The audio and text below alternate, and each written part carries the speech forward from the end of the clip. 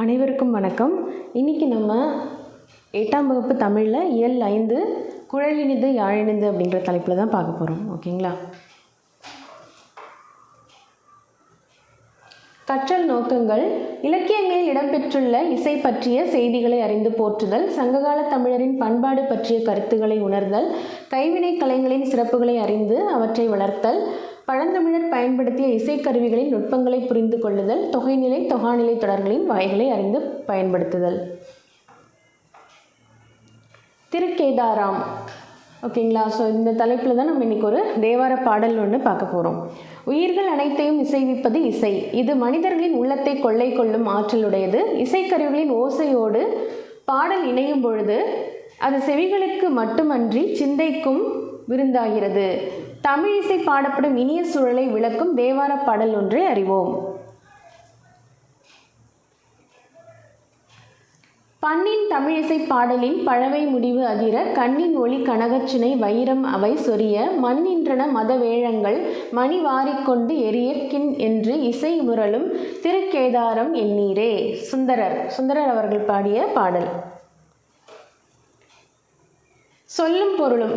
பண் அப்படிங்கிறது இசை, கனகச்சினை அப்படிங்கன்னா என்னன்னா பொன் வண்ண நீர்நிலை, மத வேழங்கள் அப்படின்னா மத யானைகள், வேழங்கள் அப்படின்னா யானைகள், முரலும் முழங்கும், பழவை முதிர்ந்த மூங்கில். ஓகே, ஸோ பழவைங்கிறது முதிர்ந்த மூங்கில்.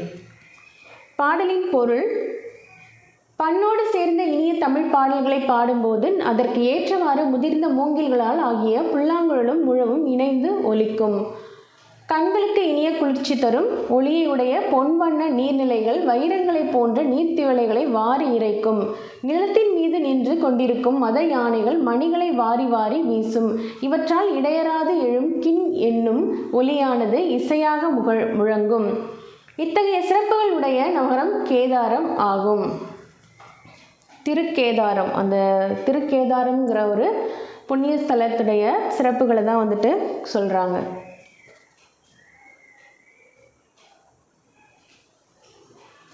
நூல்வெளி. சுந்தரர் தேவாரம் பாடிய மூவருள் ஒருவர். ஓகே, தேவாரம் பாடிய 3 பெயர்களில் ஒருத்தர் தான் சுந்தரர். இவர் நம்பியாரூரர், தம்பிரான் தோழர் என்னும் சிறப்பு பெயர்களால் அழைக்கப்படுகிறார். இவர் அருளிய தேவார பாடல்கள் 12 திருமுறைகளுள் 7ஆம் திருமுறையாக வைக்கப்பட்டுள்ளன. இவர் இயற்றிய திருத்தொண்ட தொகையை முதல் நூலாக கொண்டே சேக்கிழார் பெரிய புராணத்தை படைத்தார். ஓகேயா? திருஞான சம்பந்தர், திருநாவுக்கரசர், சுந்தரர் ஆகிய மூவர் பாடிய பாடல்களின் தொகுப்பே தேவாரம். ஓகேயா? ஸோ திருஞான சம்பந்தர், திருநாவுக்கரசர், சுந்தரர் இவர்கள் 3 பேரும் பாடின தொகுப்பு தான் தேவாரம். இந்நூலை தொகுத்தவர் நம்பியாண்டார் நம்பி ஆவார். ஓகே, ஸோ இந்நூலில் சுந்தரர் பாடியுள்ள கேதார பதிக பாடல் ஒன்று இங்கு தரப்பட்டுள்ளது. தே பிளஸ் ஆரம் இறைவனுக்கு சூட்டப்படும் மாலை என்றும், தேவாரம் இனிய இசை பொருந்திய பாடல்கள் எனவும் பொருள் கொள்ளப்படும். பதிகம் என்பது 10 பாடல்களை கொண்டது. ஓகேங்களா? ஸோ இது என்னன்னா, சுந்தரன்றவர் தான் தேவாரம் பாடிய மூவரில் ஒருவர். அந்த 3 பேர் யாருன்னா திருஞான சம்பந்தர், திருநாவுக்கரசர், சுந்தரர். ஓகேங்களா? ஸோ இவருக்கு சிறப்பு பெயர்கள் என்ன அப்படின்னு பார்த்தீங்கன்னா, நம்பியாரூரர், தம்பிரான் தோழர் அப்படிங்கிற சிறப்பு பெயர்கள் இருக்குது. ஸோ இவர் அருளிய தேவார பாடல்கள் 12 திருமுறைகள் 7ஆம் திருமுறையாக வைக்கப்பட்டுள்ளன. ஓகே, ஸோ இவர் இயற்றிய தேவார பாடல்கள் 12 திருமுறைகளில் 7ஆம் திருமுறையாக வச்சுருக்காங்க. ஓகேங்களா? ஸோ இவர் இயற்றிய திருத்தொண்ட தொகையை தான் முதல் நூலாக கொண்டு சேக்கிழார் அவர்கள் பெரிய புராணத்தை படைச்சிருப்பார். ஓகேங்களா? ஸோ இந்நூலை இந்த நூலையெல்லாம் இந்த தேவாரம்ங்கிற நூலை தொகுத்தவர் யார் அப்படின்னா நம்பியாண்டார் நம்பி அப்படிங்கிறவர். ஓகேங்களா? ஸோ தே பிளஸ் ஆரம்ங்கிறது தேவாரம். தேவாரம் அப்படின்னா இறைவனுக்கு சூட்டப்படும் மாலை என்றும் இனிய இசை பொருந்திய பாடல்கள் என்றும் இதை சொல்லணும். தே பிளஸ் ஆரம்ங்கிறது மாலை, இறைவனுக்கு சூட்டப்படும் மாலை.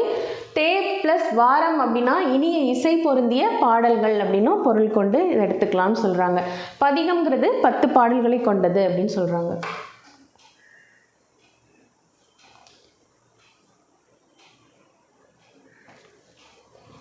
ஸோ இதுக்கு பிக் பேக் கொஷின் பார்த்துடலாம். காட்டிலிருந்து வந்த வேழங்கள் கரும்பை தின்றன. ஓகே, வேழங்கள்னா யானைகள். யானைகள் காட்டிலிருந்து வந்த யானைகள் கரும்பை தின்றன அப்படின்னு எடுத்துக்கணும். கனகச்சுனை என்னும் சொல்லை பிரித்து எழுத கிடைப்பது கனகம் பிளஸ் சுனை. முழவு பிளஸ் அதிர என்பதனை சேர்த்து எழுத கிடைக்கும் சொல் முழவதிர. ஓகேவா? முழவு பிளஸ் அதிர, முழவதிர. அடுத்ததாக பாடறிந்து ஒழுகுதல். அன்பு, அறிவு, பண்பு போன்றவை ஒவ்வொரு மனிதனும் வளர்த்து கொள்ள வேண்டிய உயர்குணங்கள் ஆகும். இச்சொற்களின் பொருளை மேலோட்டமாக அனைவரும் அறிவர்.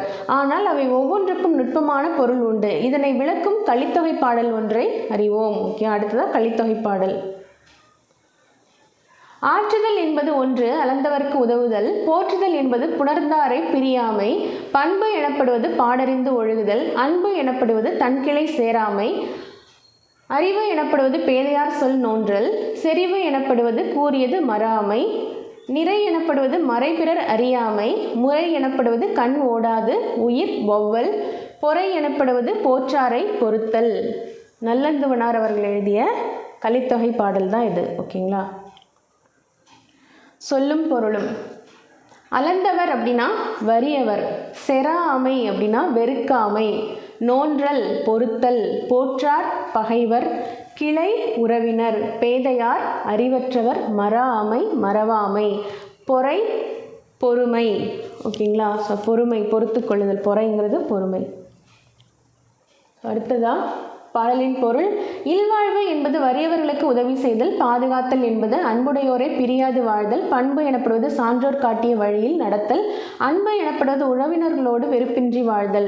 அறிவு எனப்படுவது அறிவற்றவர் கூறும் சொற்களை பொறுத்தல். செறிவு எனப்படுவது முன் சொன்ன வாக்கை மறுக்காமல் காப்பாற்றுதல். நிறை எனப்படுவது மறைப்பொருளை பிறர் அறியாமல் காத்தல். நீதிமுறை எனப்படுவது குற்றம் செய்தவருக்கு உரிய தண்டனை வழங்குதல். பொறுமை எனப்படுவது தம்மை இகழ்வாரையும் பொறுத்தல். நாம் ஒவ்வொருவரும் இத்தகைய பண்பு நலன்களை பின்பற்றி வாழ வேண்டும். ஓகே, ஸோ நம்ம பின்பற்றி வாழ வேண்டிய பண்பு நலன்களை தான் கொடுத்துருக்காங்க. ஓகேங்களா? ஸோ இதெல்லாம் தான் வந்துட்டு கொடுத்துருக்காங்க. ஓகேவா? ஸோ இல்வாழ்வுங்கிறது வறியவர்களுக்கு உதவி செய்கிறது. ஓகேவா? பாதுகாத்தல் அப்படிங்கிறது அன்புடையோரை பிரியாது வாழ்தல். ஓகே, ஸோ நம்ம மேலே அன்பாக இருக்கிறவங்கள பாதுகாத்து பிரியாமல் அவங்களுக்கு வந்துட்டு பாதுகாப்பாக இருக்கணும் அப்படின்னு சொல்கிறாங்க. பண்பு எனப்படுவது சான்றோர் காட்டிய வழியில் நடத்தல். அன்பு எனப்படுவது உறவினர்களோடு வெறுப்பின்றி வாழ்தல். அறிவு எனப்படுவது அறிவற்றவர் கூறும் சொற்களை பொறுத்தல். ஓகே, ஸோ அறிவுங்கிறது என்னென்னா அறிவற்றவர்கள் சொல்கிற சொற்கள், அது அவங்க ஏதாவது சொன்னால் கூட நம்ம வந்து பொறுத்துக்கிறது தான் வந்துட்டு நம்மளுடைய சிறந்த அறிவு அப்படின்னு சொல்கிறாங்க. செறிவு எனப்படுவது முன் சொன்ன வாக்கை மறுக்காமல் காப்பாற்றுதல். நிறை எனப்படுவது மறைபொருளை பிறர் அறியாமல் காத்தல். நீதிமுறை எனப்படுவது குற்றம் செய்தவருக்கு உரிய தண்டனை வழங்குதல். பொறுமை எனப்படுவது தம்மை இகழ்வாரையும் பொறுத்தல். நாம் எல்லாருமே நம்ம எல்லாரும் வந்துட்டு இப்படி ஒரு பண்பு நலன்களை தான் வந்துட்டு பின்பற்றி வாழணும் அப்படின்னு சொல்கிறாங்க. நூல்வெளி. கலித்தொகை 8 தொகை நூல்களில் ஒன்று. இது கலிப்பா என்னும் பாவகையால் ஆன நூல். 150 பாடல்களை கொண்டது. குறிஞ்சிக்களி, முல்லைக்களி, மருதக்களி, நெய்தற்களி, பாலைக்களி என்னும் 5 பிரிவுகளை உடையது. கலித்தொகையை தொகுத்த நல்லந்துவனார் சங்ககால புலவர்களில் ஒருவர். நெய்தற்களி பாடல்களை இயற்றியவரும் இவரே. ஓகேயா? ஸோ கலித்தொகைங்கிறது 8 தொகை பாடல்களில் 8 தொகை நூல்களில் ஒன்று. இது கலிப்பா என்னும் பாவகையால் ஆன நூல். ஓகேங்களா? ஸோ கலித்தொகைங்கிறது கலிப்பாங்கிற பாவகையால் ஆன நூல். 150 பாடல்களை கொண்டது. குறிஞ்சிக்களி, முல்லைக்களி, மருதக்களி, நெய்தற்களி, பாலைக்களி என்னும் 5 பிரிவுகளை இது கொண்டிருக்கு. இந்த கலிப்பாங்கிறது இவ்வளோ 5 பிரிவுகளை கொண்டிருக்கிறது. கலித்தொகையை தொகுத்தவர் வந்துட்டு நல்லந்துவனார். இவர் வந்து சங்ககால புலவர்களில் ஒருவர். நெய்தற்களி பாடல்களை இயற்றியவர் வந்துட்டு இவர் இப்போ தொகுத்தவரும் இவர் தான். ஓகேயா? ஸோ அந்த கலித்தொகையை முழுசாக தொகுத்தவரும் இவர் தான். நெய்தற்களி பாடல்களை இயற்றியவரும் இவர் தான். ஓகேங்களா? அடுத்ததா பசியால் வாடும் டேஷ் உணவளித்தல் நமது கடமை. ஓகேங்களா? ஸோ அளந்தவருக்குனா வறியவருக்கு. ஓகேங்களா? ஸோ பசியால் வாடும் அளந்தவருக்கு உணவளித்தல் நமது கடமை. நம்மை டேஷ் பொறுத்து கொள்ள வேண்டும். நம்மை இகழ்வாரை பொறுத்து கொள்ள வேண்டும். ஓகே, மறைபொருளை காத்தல் டேஷ் எனப்படும். மறைபொருளை காத்தல் நிறை எனப்படும். ஓகேயா? ஸோ மறைபொருளை காத்தல் வந்துட்டு நிறை அப்படிங்கிறது எனப்படும் அப்படின்னு சொல்கிறாங்க. பாடறிந்து என்னும் சொல்லை பிரித்து எழுத கிடைப்பது பாடு ப்ளஸ் அறிந்து.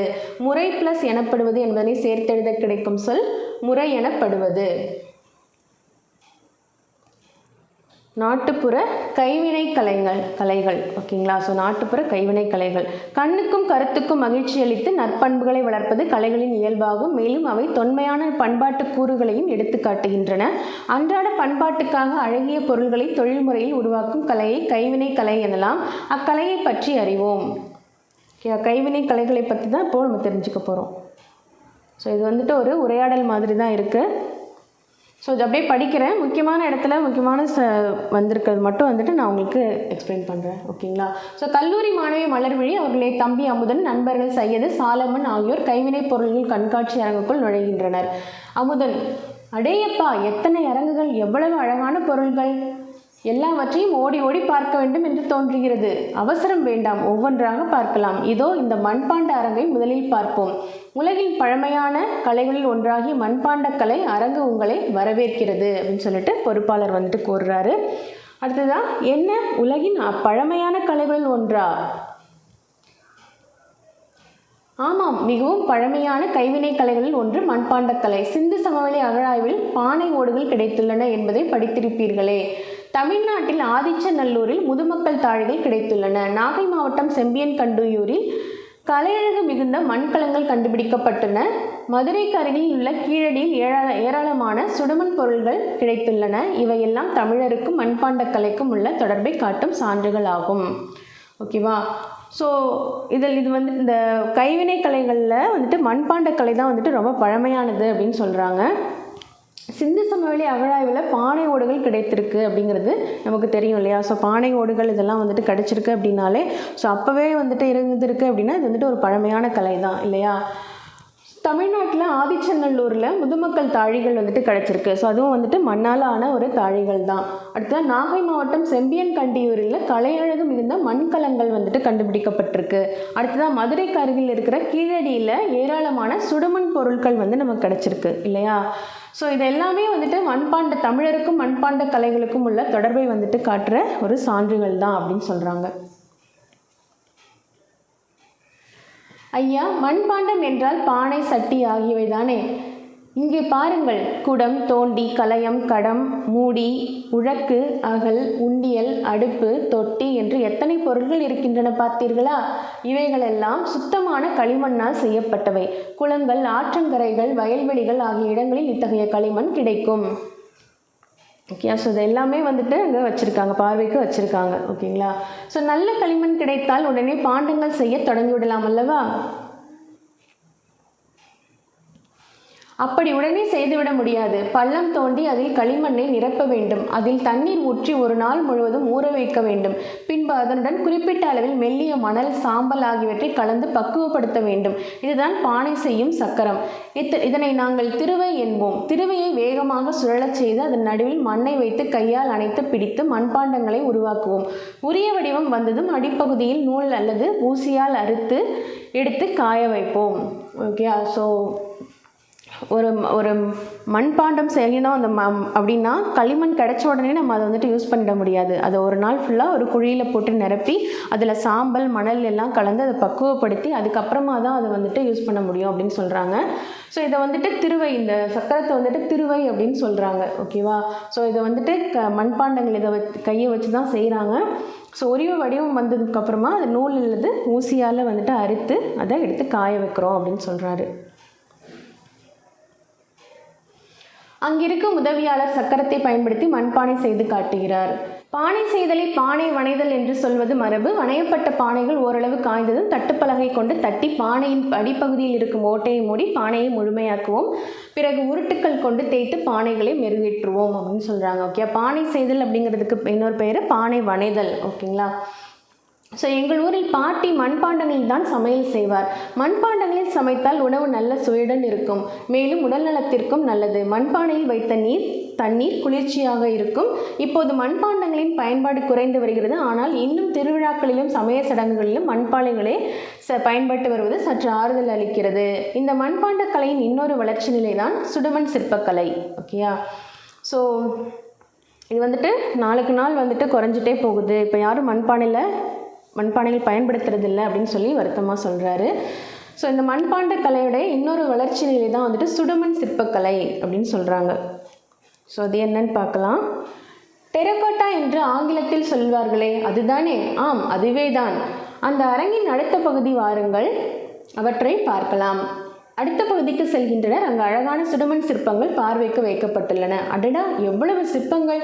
இங்கு மனித உருவங்கள் மட்டுமல்லாமல் விலங்குகள், பறவைகள், பொம்மைகள், அலங்கார வடிவங்கள் என பல வகையான சிற்பங்களும் உள்ளனவே. ஸோ இந்த சுடுமண் சிற்பங்கள் இருக்கு இல்லையா, ஸோ அதுக்கு பேர் வந்துட்டு டெரகோட்டா. ஓகேங்களா. ஸோ இதுங்க வந்துட்டு நிறைய வச்சுருக்காங்க. விலங்குகள், பறவைகள், பொம்மைகள், அலங்கார வடிவங்கள் நிறைய போன்ற நிறைய சிற்பங்கள் வந்துட்டு அங்கே இருக்குது. ஆமாம், மண்பாண்டங்களை போன்றே களிமண்ணால் செய்யப்பட்டு சூளையில் சுட்டு எடுக்கப்படுபவை சுடுமண் சிற்பங்கள் ஆகும். தமிழர்கள் பழங்காலத்தில் இருந்தே சுடுமண் சிற்பக்கலையிலும் சிறந்து விளங்கியுள்ளனர். சுடுமண் சிற்பங்கள் வண்ணங்கள் பூசுவதும் தொன்று தொட்டு இருந்து வரும் வழக்கமாகும். பெரிய மாளிகைகளிலும் கலையரங்குகளிலும் இவை போன்ற சுடுமண் சிற்பங்களை அழகுக்காக வைத்திருப்பார்கள். முன்பெல்லாம் சிற்றூர்களில் உள்ள கோயில்களில் மட்டுமே இவற்றை காண முடியும். இப்போது கலைப்பொருளாக அழகுக்காக பல இடங்களிலும் பயன்படுத்துகின்றனர். எங்கள் ஊர் கோயிலில் இவை போன்ற ஏராளமான குதிரை சிற்பங்கள் உள்ளன. எதற்காக அத்தனை சிற்பங்கள் உள்ளன? மக்கள் தங்கள் வேண்டுதல் நிறைவேறினால் குதிரை சிற்பம் செய்து வைப்பதாக வேண்டிக் கொள்வது உண்டு. அப்படி வேண்டிக் கொண்டவர்கள் வைத்தவையாக இருக்கும். மண்ணால் உருவாகும் அழகிய கலைகளை பற்றி சிறப்பாக சொன்னீர்கள். மிக்க நன்றி ஐயா. நாங்கள் பிற கைவினை கலையரங்குகளையும் பார்த்துவிட்டு வருகிறோம். அவர்கள் அடுத்துள்ள மூங்கில் கலை அரங்குக்கு செல்கின்றனர். அவ்வரங்கின் பொறுப்பாளர் அவர்களை வரவேற்கிறார். மூங்கிலால் கூடைகளும் ஏணிகளும் மட்டும்தான் செய்வார்கள் என நினைத்திருந்தேன். என் எண்ணம் தவறு என்று இங்கு வந்த பிறகுதான் புரிகிறது. உண்மைதான், மூங்கிலை கொண்டு பல வகையான கைவினைப் பொருட்கள் செய்யப்படுகின்றன. இதோ பாருங்கள், மட்டக்கூடை, தட்டுக்கூடை, கொட்டுக்கூடை, முறம், ஏணி, சதுரத்தட்டி, கூரைத்தட்டி, தெருக்கூட்டும் துடைப்பம், மாடுகளுக்கான மூஞ்சி பெட்டி, பழக்கூடை, பூக்கூடை, பூத்தட்டு, கட்டில், புல்லாங்குழல், புட்டுக்குழாய், கால்நடைகளுக்கு மருந்து புகட்டும் குழாய் என எத்தனையோ பொருள்கள் மூங்கில் மூலம் உருவாகின்றன. சுருக்கமாக சொன்னால், பிறந்த குழந்தைக்கு விளையாட்டு பொருள் முதல் இறந்தவரை எடுத்துச் செல்லும் பாடை வரை மூங்கிலால் செய்யப்படுகின்றன. ஓகே, ஸோ மூங்கில் வந்துட்டு எவ்வளவோ விஷயங்களுக்கு பயன்படுது அப்படின்றத சொல்லியிருக்காங்க. ஸோ என்னெல்லாம் அதிலிருந்து பண்ணுறாங்க அப்படின்றதெல்லாம் கொடுத்துருக்காங்க. ஓகேங்களா.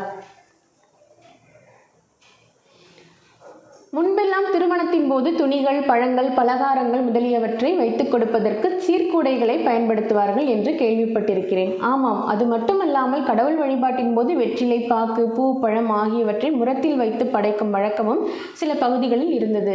அவையெல்லாம் இப்போது வழக்கொழிந்து விட்டன. அவர்கள் அடுத்துள்ள கோரைப்பாய் அரங்கிற்கு செல்கின்றனர். ஓகேயா. ஸோ மூங்கிலுடைய பயன்கள் என்னென்ன அப்படின்றதெல்லாம் கொடுத்துட்டாங்க. கல்மூங்கில், மலைமூங்கில், கூட்டு மூங்கில் என 3 வகை மூங்கில்கள் உண்டு. அவற்றில் கூட்டு மூங்கில்களை கைவினைப் பொருட்கள் செய்வதற்கு ஏற்றவை. ஓகே, மூங்கில்கள் வந்துட்டு 3 வகைப்படுது. ஓகேங்களா. ஸோ கல்மூங்கில், மலைமூங்கில், கூட்டு மூங்கில் அப்படின்னு சொல்லிட்டு 3 வகை. ஸோ அதில் எது கைவினைப் பொருட்களுக்கு பயன்படுது அப்படின்னா கூட்டு மூங்கில்கள் தான் வந்துட்டு கைவினைப் பொருட்கள் செய்கிறதுக்கு பயன்படுது. ஸோ அதெல்லாம் ஞாபகம் வச்சுக்கோங்க. பாய் என்பது படுக்க பயன்படுவது. அதில் வேறு என்ன சிறப்பு இருக்கிறது? பாய்களில் பல வகை உண்டு. குழந்தைகளை படுக்க வைப்பது தடுக்குப்பாய், உட்கார்ந்து உண்ண உதவுவது பந்திப்பாய், உட்காரவும் படுக்கவும் உதவுவது திண்ணைப்பாய், திருமணத்திற்கு பயன்படுத்துவது பட்டுப்பாய், இஸ்லாமியர் தொழுகைக்கு பயன்படுத்துவது தொழுகைப்பாய். இப்படி பல வகை பாய்கள் உண்டு. இங்கே உள்ள பாய்களை பாருங்கள். முற்காலத்தில் பாய்மர கப்பல்களில் பயன்பட்டது கூட பாய்தான். இதனை புறநானூறு கூம்போடு மீப்பாய் களையாது என்னும் அடியால் குறிப்பிடுகிறது அப்படின்னு சொல்கிறாங்க. ஓகேங்களா. ஸோ பாயில் வந்துட்டு பல வகைகள் இருக்குது. ஓகே, குழந்தைகளை படுக்க வைக்கிறதுக்கு தடுக்குப்பாய், உட்கார்ந்து உண்ண வைப்பது பந்திப்பாய், உட்காரவும் படுக்கவும் திண்ணைப்பாய், திருமணத்திற்கு பயன்படுறது பட்டுப்பாய், இஸ்லாமியர் தொழுகைக்கு பயன்படுத்துறது வந்துட்டு தொழுகைப்பாய். இப்படி பல வகை பாய்கள் வந்துட்டு இருக்குது அப்படின்னு சொல்கிறாங்க. ஸோ இங்கே உள்ள பாய்களை பாருங்கள், அந்த பாய்கள் எல்லாம் காட்டுறாங்க. புறநானூரில் கூம்பொடு மீப்பாய் களையாது அப்படிங்கிற வழிகளில் வந்துட்டு இதை குறிப்பிட்டிருக்கிறாங்க. ஓகேங்களா. ஸோ பாய்மர கப்பல்களில் பயன்பட்டது கூட பாய் தான் அப்படின்னு சொல்கிறாங்க. ஸோ அதை வந்துட்டு புறநானூரில் இந்த அடிகாலால் நம்ம தெரிஞ்சுக்கலாம் அப்படின்னு சொல்கிறாங்க. திருமணத்திற்கு பயன்படுத்தும் பட்டுப்பாய்களில் மணமக்கள் பெயர்கள் இடம்பெற்றிருப்பதை பார்த்திருக்கிறேன். பெயர்கள் மட்டுமன்றி குத்துவிளக்கு, மயில், பூக்கள் போன்றவையும் வழிபாட்டு சின்னங்களுக்கு கூட பாய்களில் இடம்பெறுவதுண்டு. பாய் பின்னுவதும் சிறந்த கலையே.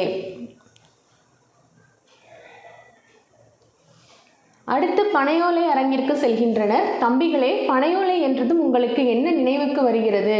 ஓலைச்சுவடிதான் நினைவுக்கு வருகிறது. ஆம், பழந்தமிழ் இலக்கியங்களை எல்லாம் நமக்காக பாதுகாத்து வைத்திருவை தனித்தினவை பழந்தமிழ் இலக்கியங்களை எல்லாம் நமக்காக பாதுகாத்து வைத்திருந்தவை பனையோலைகள் அல்லவா? அது மட்டுமல்லாமல் பனையோலைகளினால் பல வகையான பொருள்கள் உருவாக்கப்படுகின்றன. இவற்றையெல்லாம் பாருங்கள். குழந்தைகளுக்கான கிளிகிழிப்பை, பொம்மைகள், பொருள்களை வைத்துக்கொள்ள உதவும் சிறிய கொட்டான், பெரிய கூடை, சுளகு, விசிறி, தொப்பி, ஓலைப்பாய் எல்லாம் இருக்கின்றன. இங்கே தெரிந்து தெளிவும் ஒன்று கொடுத்துருக்காங்க. தமிழ்நாட்டின் மாநில மரம் பனை. ஓகே, பனை மரம் உங்களுக்கு தெரிஞ்சிருக்கும். பனை மட்டையின் நாரிலிருந்து கயிறு, கட்டில், கூடை போன்றவை செய்யப்படுகின்றன. பனைமரம் தோற்றத்தில் மட்டுமல்லாமல் பயன் தருவதிலும் கூட மிகவும் உயர்வான மரம்தான் போலிருக்கிறது. அடுத்து பிரம்பு கலை அரங்கிற்கு செல்கின்றனர். பிரம்பினால் செய்யப்பட்ட பல வகையான பொருட்கள் இங்கே உள்ளன, வந்து பாருங்கள். இங்கு குழந்தைகளுக்கான தொட்டில், பெரியவர்களுக்கான கட்டில், ஊஞ்சல், நாற்காலி, மேசை, பூக்கூடை, பழக்கூடை, இடியாப்பத்தட்டு, அர்ச்சனை தட்டு, வெற்றிலை பெட்டி என வகையான பொருட்கள் பிரம்பிலேயே உள்ளன. ஓகே, ஸோ பிரம்பில் வந்துட்டு என்னெல்லாம் செய்கிறாங்க அப்படின்றத சொல்லியிருக்காங்க. கட்டில், ஊஞ்சல், நாற்காலி, மேசை, பூக்கூடை, பழக்கூடை, இடியாப்பத்தட்டு, அர்ச்சனை தட்டு, வெற்றிலை பெட்டி, ஸோ இதெல்லாமே வந்துட்டு பிரம்பிலேயே செஞ்சுருக்காங்க. பிரம்பு ஒரு தாவரம் தானே, அதனை எப்படி உலோகம் போல வளைத்து பொருட்களை செய்ய முடிகிறது? அதுதான் பிரம்பின் சிறப்பு. முதலில் பிரம்பினை நெருப்பில் காட்டி சூடுபடுத்துவோம். சூடான பிரம்பை நட்டு வைத்திருக்கும் 2 கடப்பாறைகளுக்கு இடையே செலுத்தி வளைப்போம். அது வேண்டிய வடிவத்தில் கம்பி போல வளையும். பின்னர் அதனை தண்ணீரில் நனைத்து வைத்துவிட்டால் அப்படியே நிலைத்துவிடும். பிறகு அவற்றை இணைத்து சிறு ஆணிகளை அரைந்தும் சிறு பிரம்பு இழைகளை கொண்டு கட்டியும் தேவையான பொருட்களாக மாற்றுவோம். பிரம்பு மிகவும் குளிர்ச்சியானது. ஆகவே அதில் அமர்வதும் படுப்பதும் உடல்நலத்திற்கு நல்லது. மேலும் பிரம்பு பொருட்கள் வீட்டுக்கு அழகையும் கொடுக்கும். ஓகே, ஸோ பிரம்பு வந்துட்டு உடல்நலத்துக்கு ரொம்பவே நல்லது, குளிர்ச்சியை தரும் அப்படின்னு சொல்கிறாங்க. ஸோ வீட்டுக்கும் நம்ம வந்துட்டு அழகு பொருட்கள்லாம் வந்துட்டு வாங்கி வச்சோம் அப்படின்னா அது வீட்டுக்கும் அழகு கொடுக்கும் அப்படின்னு சொல்கிறாங்க. தெரிந்து தெளிவோம்ல. பிரம்பு என்பது கொடி வகையை சேர்ந்த தாவரம். இதன் தாவரவியல் பேர் கலாமஸ் ரொடாங். ஓகே, கலாமஸ் ரொடாங் அப்படிங்கிறது. இது நீர் நிறைந்த வாய்க்கால் வரப்புகளிலும் மண் குகைகளிலும் செழித்து வளரும். தமிழகத்தில் இப்பொழுது இது அருகிவிட்டது. நமது தேவைக்காக அஸ்ஸாம், அந்தமான், மலேசியா ஆகிய இடங்களிலிருந்து தருவிக்கப்படுகிறது. ஓகே, ஸோ பிரம்புங்கிறது ஒரு கொடி வகையை சேர்ந்தது. இதனுடைய தாவரவியல் பெயர் வந்துட்டு கலாமஸ் ரொடாங் அப்படின்னு சொல்கிறாங்க. ஸோ இது நீர் நிறைந்த வாய்க்கால் வரப்புகளிலையும் மண் குகைகளிலையும் செழித்து வளரும் அப்படின்றாங்க. ஸோ தமிழ்நாட்டில் இப்போ வந்துட்டு இது அரிதாகிடுச்சு அப்படின்னு சொல்கிறாங்க. ஸோ அஸ்ஸாம், அந்தமான், மலேசியா இங்கேருந்து நம்ம வந்துட்டு அதை வாங்கிக்கிறோன்னு சொல்கிறாங்க. இந்த கண்காட்சிக்கு வந்ததன் மூலம் நாட்டுப்புற கைவினை கலைகளை பற்றி புதிய செய்திகளை அறிந்து கொண்டோம். மிகவும் நன்றி ஐயா. இவை மட்டுமல்ல, மண் பொம்மைகள் செய்தல், மரப்பொம்மைகள் செய்தல், காகித பொம்மைகள் செய்தல், தஞ்சாவூர் தட்டு செய்தல், சந்தன மாலையும் ஏலக்காய் மாலையும் செய்தல், மாட்டுக்கொம்பினால் கலைப்பொருட்கள் செய்தல், சங்கு, கிளிஞ்சல் போன்றவற்றால் பொருட்கள் உருவாக்குதல் என இன்னும் பல வகையான கைவினை கலைகள் உள்ளன. இவற்றை பற்றி அறிந்து கொண்டால் மட்டும் போதாது. இவை போன்ற கைவினை பொருட்களை வாங்கி பயன்படுத்துவதன் மூலம் அவற்றை உருவாக்கும் கலைஞர்களையும் ஊக்குவிக்க வேண்டும். அப்படி செய்தால் சுற்றுச்சூழலையும் மாசடையாமல் பாதுகாக்கலாம். அப்படியே செய்கிறோம் ஐயா. நால்வரும் விடைபெற்று திரும்புகின்றனர். ஸோ அடுத்ததாக புக் பேக் கொஷின்.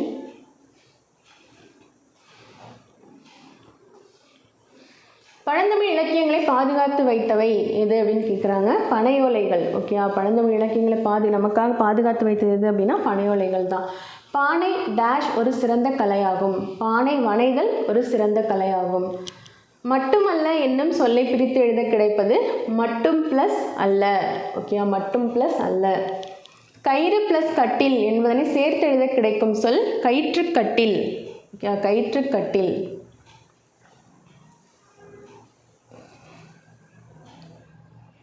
அடுத்ததான் தமிழர் இசைக்கருவிகள் அப்படின்ற லெசன்.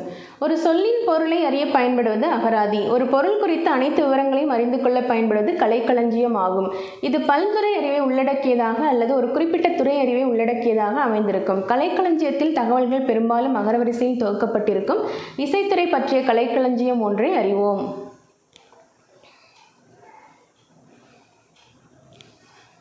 இசை மக்களின் உள்ளத்தில் எழுந்த உணர்ச்சி குரல் வழியாக அல்லது செயற்கை கருவி ஒன்றின் வழியாக வெளிப்பட்டது. இது நகை, அழுகை, வீரம் உள்ளிட்ட 9 சுவைகளை வெளிப்படுத்தக்கூடிய கலையாக பிறந்தது. இக்கலையே இசை எனப்பட்டது.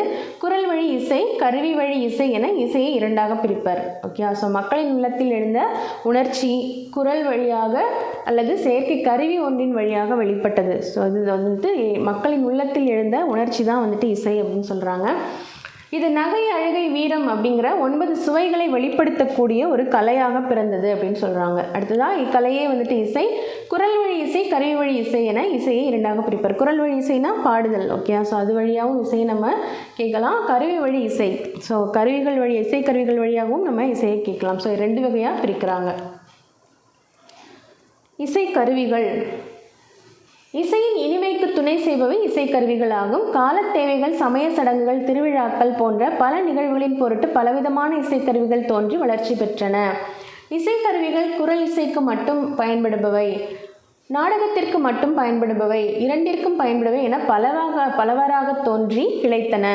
இசைக்கருவிகளை இசைத்து பாடல் பாடுவோர் பாணர் எனப்பட்டனர். ஓகே, ஸோ இசைக்கருவிகளை வச்சு இசை பாடுகிறவர்கள் வந்துட்டு யார் அப்படின்னா பாணர்கள். இசைக்கருவிகளை வச்சு இசைத்து பாடுபவர்கள் வந்துட்டு பாணர்கள். நல்லியாழ் மறுப்பின் மெல்ல வாங்கி பாணன் சூடான் பாடினி அணியாள் அப்படின்னு புறநானூரில் கூறியிருக்காங்க. பாணன் சூடான் அப்படிங்கிற வார்த்தை இருக்கு இல்லையா, ஸோ இது வந்துட்டு பாணர்கள் அது குறிப்பிட்டது அப்படின்னு சொல்கிறாங்க.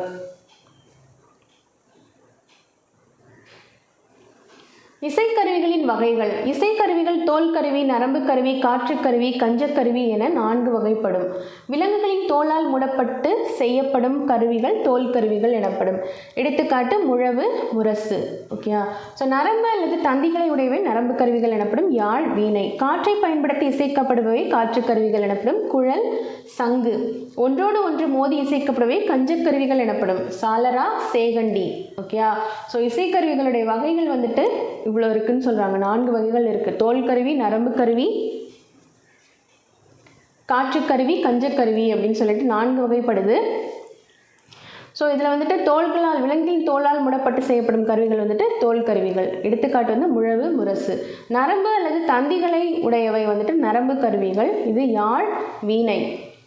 காற்றை பயன்படுத்தி இசைக்கப்படுபவை வந்துட்டு காற்று கருவிகள், குழல், சங்கு. அடுத்ததான் ஒன்றோடு ஒன்று மோதி இசைக்கப்படுவே கஞ்சக்கருவிகள், சாலரா, சேகண்டி அப்படின்னு சொல்கிறாங்க. ஸோ உடுக்கை. ஃபஸ்ட்டு நமக்கு உடுக்கை கொடுத்துருக்காங்க. உடுக்கை என்பது இடை சுருங்கிய ஒரு கைப்பறை ஆகும். இதன் உடல் பித்தளையால் ஆனது. வாய்ப்பகுதி ஆட்டுத்தோலால் பொருத்தப்பட்டிருக்கும். 2 வாய்களையும் இணைக்கும் கயிறுகள் இடையில் கோர்க்கப்பட்டிருக்கும். இவை மீது ஒரு நாடா சுற்றப்பட்டு தொங்கும். வலது வாயின் மீதுதான் அடிப்பர். அவ்வப்போது இடையின் மீதுள்ள நாடாவை அமுக்குவர். பெரிய உடுக்கையை தவண்டை என்பர், சிறு உடுக்கையை குடுகுடுப்பை என்பர். தில்லையில் நடனமாடும் நடராசரின் கைகளில் ஒன்றில் இதனை காணலாம். இறை வழிபாட்டின் போதும் குறி சொல்லும் போதும் இக்கருவி இசைக்கப்படுகிறது. இது ஒரு தோல் கருவி. ஓகேவா, ஸோ கைப்பறை, இடை சுருங்கிய உடுக்கைன்னு சொல்கிற ஒரு கைப்பறை தான் இது. ஸோ இதை வந்துட்டு பெரிய உடுக்கையை வந்துட்டு தவண்டை அப்படின்னும், சிறிய உடுக்கையை குடுகுடுப்பை அப்படின்னும் சொல்கிறாங்க. ஓகேயா, ஸோ இதே வந்துட்டு சைஸ் பெருசாக இருந்துச்சுன்னா தவண்டை, சின்னதாக இருந்ததுன்னா குடுகுடுப்பை. ஓகே, தில்லையில் நடனமாடும் நடராசரின் கைகளில் ஒன்றில் இதனை காணலாம். ஓகே, தில்லையில் நடனமாடும் நடராசரின் கைகளில் இது இருக்குது அப்படின்னு சொல்கிறாங்க. ஸோ இறை வழிபாட்டின் போதும் குறி சொல்லும் பொழுதும் இது இசைக்கப்படுகிறது. தண்டுடுக்கை, தாளந்தக்கை, சாரணடம் பயில்வார். சம்பந்தர் தேவாரம். ஓகே, ஸோ திருஞான சம்பந்தர் தேவாரத்தில் வந்துட்டு இந்த வரிகளை குறிப்பிட்டிருக்கார். தண்டுடுக்கை, தாளந்தக்கை, சாரணடம் பயில்வார் அப்படிங்கிற வார்த்தை மூலமாக இதை குறிப்பிட்டிருக்காரு. குடமுழா. 5 முகங்களை உடைய முரசு வகையை சேர்ந்தது குடமுழா. ஒரு பெரிய குடத்தின் வடிவில் 5 வட்ட வடிவ வாய்களுடன் அமைந்திருக்கும். நடுவில் இருக்கும் வாய் மற்றவை விட பெரிதாக இருக்கும். ஒவ்வொரு வாயும் தோலால் மூடப்பட்டிருக்கும். ஒவ்வொரு வாயிலிருந்தும் ஒரு தனி வகையான இசை பிறக்கும். இதன் காரணமாக இதனை பஞ்சமகா சப்தம் என்றும் அழைப்பர். இது கோயில்களில் ஒலிக்கப்படும் இசைக்கருவியாகும். சென்னை அருங்காட்சியகத்தில் இவ்வகை முழவு ஒன்று காட்சிக்கு வைக்கப்பட்டுள்ளது. இதுவும் வந்துட்டு ஒரு தோல் வகை கருவி. ஓகே, குடமுழா அப்படின்றது. ஸோ இது 5 முகங்களை உடைய முரசு வகையை சேர்ந்தது. ஓகேயா, ஸோ இது வந்துட்டு 5 இருக்குங்கிறதுனால இது வந்துட்டு பஞ்சமகா சப்தம் அப்படின்னு சொல்கிறாங்க. சென்னையில் அருங்காட்சியகத்தில் இவ்வொரு முழவு வந்துட்டு ஒன்று வச்சுருக்கிறதா சொல்கிறாங்க. ஸோ இது கோயில்களில் இசைக்கப்படும் இசைக்கருவியாக குறிப்பிடுறாங்க. அடுத்ததாக குழல். இது வந்துட்டு காற்று கருவி. காடுகளில் வளரும் மூங்கிலில் வண்டுகள் துளையிடும். அவற்றின் வழியாக காற்று வீசும் பொழுது இன்னிசை எழுப்பும். இதனை கேட்டு மகிழ்ந்த நம் முன்னோர் அமைத்து கொண்டவையே குழல்கள். இதனை வேங்குழல், புல்லாங்குழல் என்றும் அழைப்பர். குழல் 7 சுரங்களை உண்டாக்குவதற்கு உரிய 7 துளைகளை உடையதாக இருக்கும். இது சுமார் 20 விரல் நீளம் உடையதாக இருக்கும். மூங்கில் மட்டுமின்றி சந்தனம், செங்காலி, கருங்காலி ஆகிய மரங்களாலும் குழல்கள் செய்யப்படுகின்றன. கொன்றை குழல், முல்லை குழல், ஆம்பல் குழல் என பல வகையான குழல்கள் இருந்ததாக சிலப்பதிகாரம் கூறுகின்றது. குழல் இனிது யாழ் இனிது என்பதும் மக்கள் மழலைச்சொல் கேளாதவர் அப்படின்னு திருக்குறளில் குறிப்பிட்டிருக்காங்க இல்லையா. ஸோ காடுகளில் வளரும் மூங்கில்களில் வண்டுகள் வந்துட்டு துளையிடும். அவற்றின் வழியாக காற்று வீசும் பொழுது இன்னிசை எழும்புமா. ஸோ இதனை கேட்டு மகிழ்ந்த நம் முன்னோர்கள் வந்துட்டு அமைத்து கொண்டவை தான் வந்துட்டு குழல்கள் அப்படின்னு சொல்கிறாங்க. ஸோ இதனை வந்துட்டு வேங்குழல், புல்லாங்குழல் அப்படின்னும் சொல்லி, வேங்குழலும் புல்லாங்குழலும் சொல்லி அழைப்பார்கள் அப்படின்னு சொல்கிறாங்க. ஸோ குழல் 7 சுரங்களை உண்டாக்குவதற்குரிய 7 துளைகளை உடையதாக இருக்கும். ஓகே, ஸோ 7 துளைகள் வந்துட்டு இது குழலில் வந்துட்டு இருக்கும்னு சொல்கிறாங்க. மூங்கில் மட்டுமின்றி சந்தனம், செங்காலி, கருங்காலி ஆகிய மரங்களாலும் இது வந்துட்டு செய்யப்படுகிறது. ஓகே, மூங்கில் தவிர சந்தனம், செங்காலி, கருங்காலி. ஓகே, ஸோ அடுத்ததான் கொன்றை குழல், முல்லை குழல், ஆம்பல் குழல் என பல வகையான குழல்கள் வந்துட்டு இருந்ததா சிலப்பதிகாரம் வந்துட்டு குறிப்பிடுது அப்படின்னு சொல்கிறாங்க. அடுத்ததும் ஒரு காற்று கருவி தான், கொம்பு கருவி. ஓகே, ஸோ கொம்பு அப்படின்னு சொல்கிறாங்க இல்லையா.